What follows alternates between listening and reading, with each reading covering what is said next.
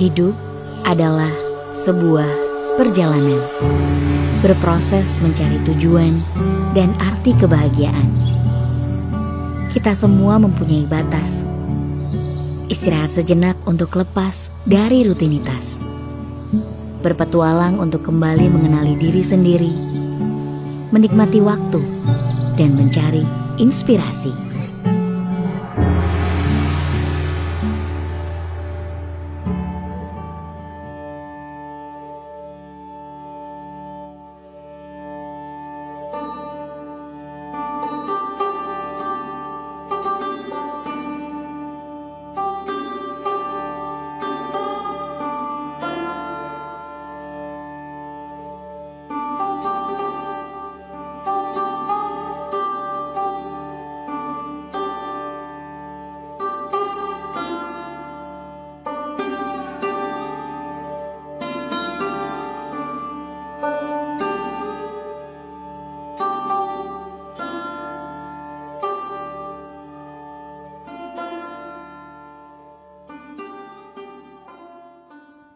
Di Jelajah Wisata Religi bersama Badan Otorita Borobudur kali ini, saya berada di Kota Gede, tepatnya di Masjid Gede Mataram.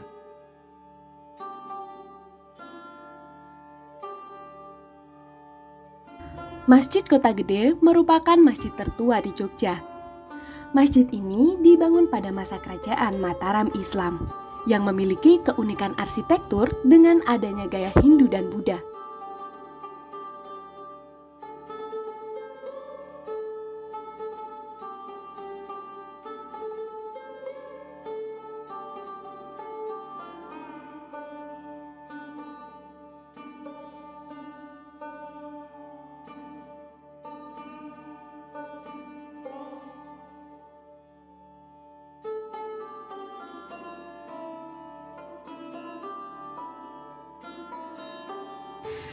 Ketika memasuki halaman masjid, wisatawan akan disambut dengan sebuah pohon beringin yang besar yang konon telah ada di tempat tersebut sebelum masjid ini dibangun. Pohon tersebut dinamai Wringin Sepuh, serta dipercaya membawa berkah bagi masyarakat setempat.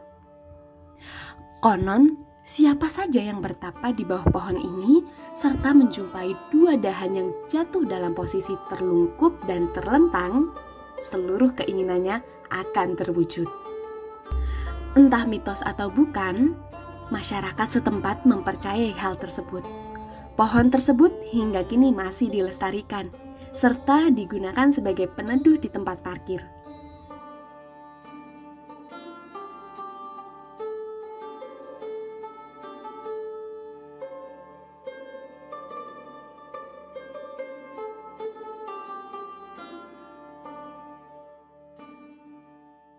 Konsepnya, arahnya, bentuk konstruksi bangunannya, apa yang harus dibangun di sini itu semua konsepnya dari Kanjeng Sunan Kalijaga.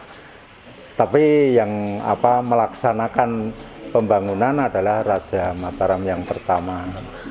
Hingga kini, masjid yang terletak tak jauh dari kompleks makam raja-raja ini masih digunakan untuk aktivitas agama masyarakat setempat.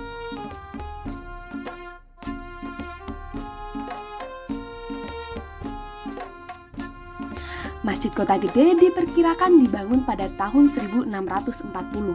Masjid Kota Gede diperkirakan dibangun pada tahun 1640. Pembangunan masjid ini dilakukan pada masa kejayaan Kerajaan Mataram Islam, yang memang ketika itu pusat pemerintahannya terletak di Kota Gede. Nah, masjid ini dibangun oleh Raja Mataram tadi yang pertama, Kanjeng Panembahan Senopati. Kanjeng Panembahan Senopati itu putra dari Ki Ageng Pemanahan. Kemudian setelah jadi hunian, di sini disebut Padukuhan Mataram, dipimpin sendiri oleh Ki Ageng Pemanahan.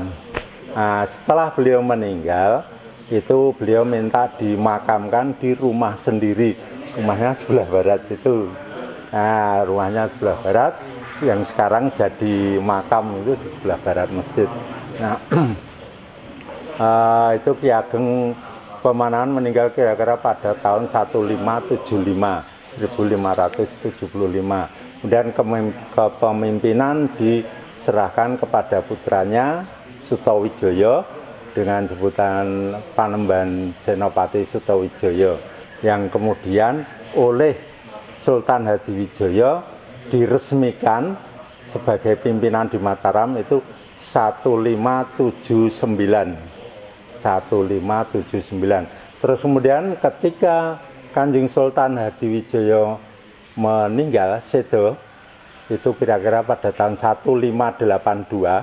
Nah, ini pemerintahan Kasultanan Mataram, Kanjeng putranya Pangeran Benowo tidak mampu untuk memegang pemerintahan, maka diserahkan kepada kakak angkatnya yaitu Sutawijaya tadi sebagai kakak angkatnya karena pernah diambil anak angkat oleh Sultan Hadiwijaya. Nah, itu saya sudah jadi pimpinan di Mataram, ya yang penting diserahkan kepada kakak. Nah, kemudian kalau begitu saya pindahkan Kasultanan Pajang ke Mataram, jadi sini jadi Kasultanan Mataram.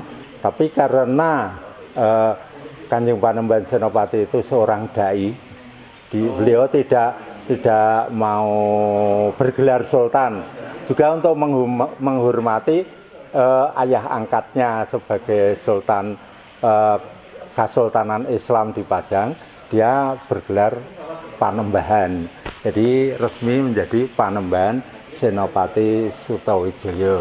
Nah, momentum ini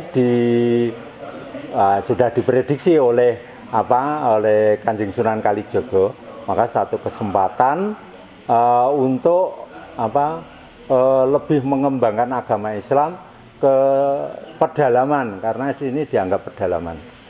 Dulu Islam itu hanya berkembang di pantai utara, dari Gresik, Lamongan, Tuban, Sunan Bonang, barat ada Sunan Muria, Dipati, Kudus, Demak, sampai Cirebon itu hanya di pantai-pantai. Coba sekarang dakwahkan Islam, kembangan Islam ke pedalaman Pulau Jawa, karena di sana masih banyak animisme dan dinamisme. Nah, untuk itu bangunlah sebuah masjid, karena dulu Ki Ageng Pemanahan itu hanya membuat tempat ibadah itu kecil, surau atau langgar itu. Nah, sekarang bangun yang besar itu untuk pusat kegiatan dan juga nanti untuk pusat ibadah. Akhirnya Kanjeng Panembahan Senopati pada tahun 1587 mulai membangun masjid, yaitu ruang utama.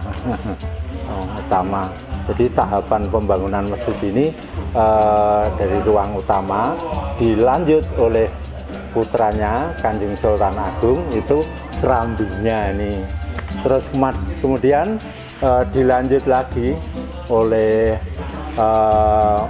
masyarakat yang dipimpin oleh Kanjeng Susuhunan Pakubuwono yang ke-10 menambah emperan dan dinding jagang. Nah, itu tahapan pembangunan. Nah, di sini masjid berfungsi sebagai pusat ibadah dan pusat pengembangan agama Islam. Itu yang dibangun oleh Kanjeng Panembahan Senopati. Itu sejarahnya begitu. Nah, di belakang saya saat ini terdapat prasasti atau tugu yang di bagian ujungnya terdapat mahkota sebagai perlambang kebesaran Kasunanan Surakarta. Luar biasa bukan?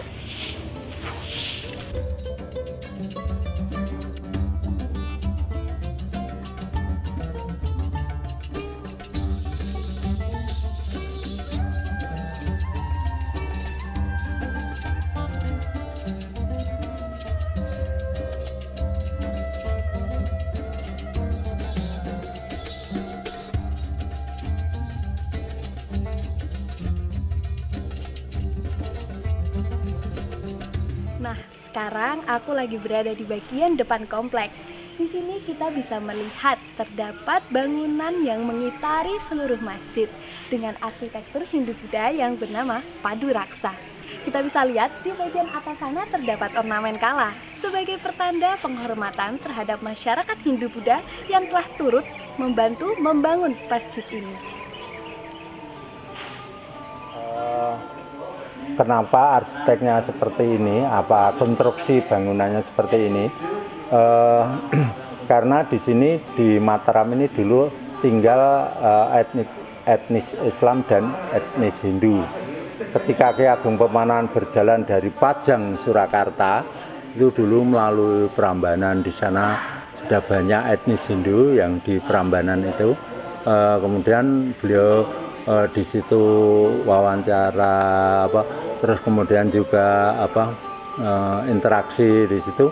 Orang-orang Hindu itu ketika menanyakan Ki Ageng Pemanan mau membuka hutan Mentao, wah mereka pada kepingin ikut dan kemudian membantu buka hutan, karena buka hutan itu tidak ringan. Tempo dulu alatnya masih sederhana ya, jadi lama juga buka hutan. Nah kemudian di Mataram itulah tinggal etnis Islam dan Hindu. Ketika membangun masjid, ini Kanjeng Panembahan Senopati itu suatu pimpinan yang bijak.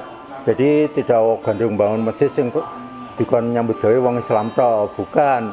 Tapi orang Hindu juga diikut sertakan, biar dia partisipasi. Tapi dia atas ide dari Kanjeng Sunan Kalijaga suku bangun pintu gerbangnya. Nah, terus bagaimana konstruksi pintu gerbang? Terserah aja sesuai seleramu. Selera orang Hindu ya seperti itu, konstruksi bangunannya ya Hindu.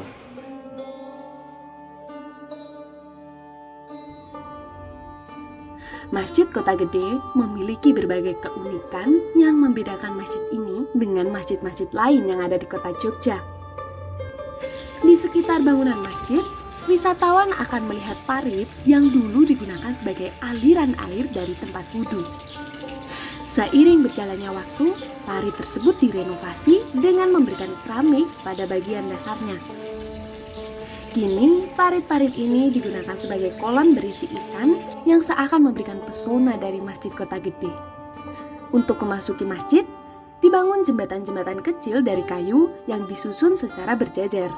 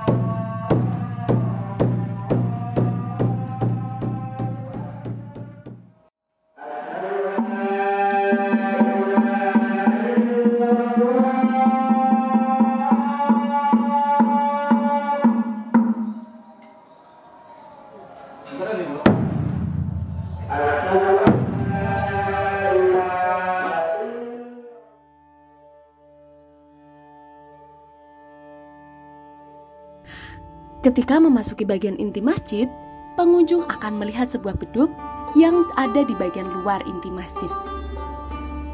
Beduk tersebut konon merupakan pemberian dari Nyai Pringgit dari Desa Dondong, Kabupaten Kulon Progo. Sebagai bentuk balas jasa, keturunan Nyai Pringgit diperkenakan bermukim di sekitar masjid yang kini dikenal dengan Dondongan. Beduk tersebut masih digunakan sebagai penanda waktu sholat hingga saat ini.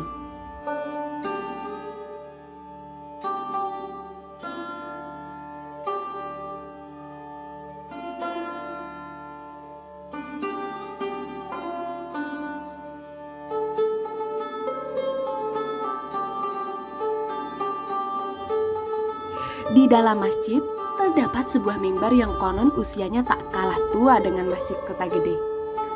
Mimbar tersebut berhiaskan dengan ukiran-ukiran yang sangat indah.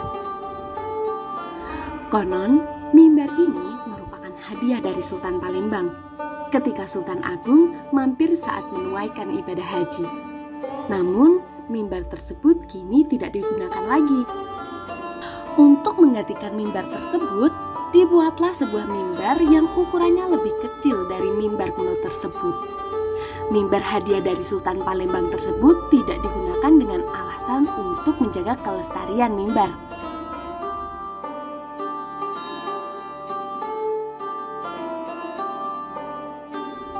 Jika kamu seorang pecinta wisata religi, Masjid Kota Gede merupakan pilihan yang menarik untuk destinasi wisatamu jika berkunjung ke Jogja. Tempat ibadah ini memiliki daya tarik yang sayang untuk dilewatkan. Pengunjung bisa beribadah di masjid yang merupakan peninggalan kerajaan Mataram Islam tersebut.